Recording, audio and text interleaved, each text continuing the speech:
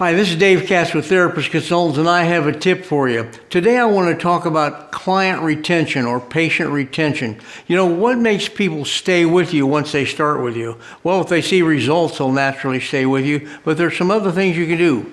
The first thing you can do is give them a written report. Now, we use this as a colored brochure. It just tells them what their situation is, any extenuating circumstances, and what you plan on doing, and it has a list of all the number of visits that they're going to have. So if we're going to see them for 15 times, it lists it right there. Then on the back, it gives them any homework that you want to give them. You can make your own plan of care just like this, but you should give every patient a written report of findings or a written plan of care. The next thing you can do is, now that you told them you're going to have them come in 15 times, you can advance multiple schedule all 15 visits.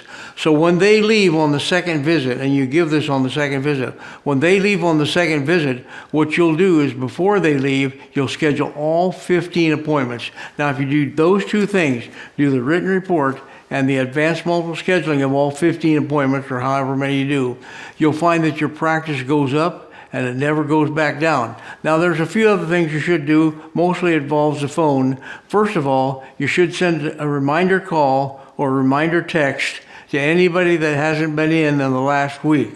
Most often now, your software will be able to send a reminder text. So see if your software will do it. Send everybody a reminder text of their appointment if it's been longer than a week since they've been in. The next thing you should do, that's called a reminder call or a reminder text. The next thing you should do is called a recall. You should call every patient that's 10 minutes late, because perhaps they forgot about it and they're close and they can get in for the rest of their appointment.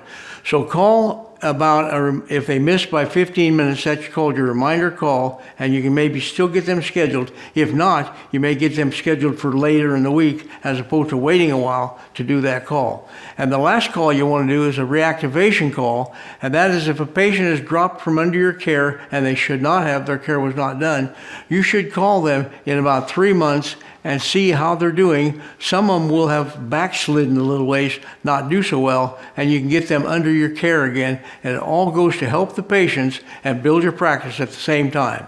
This is Dave Katz. Thanks for listening.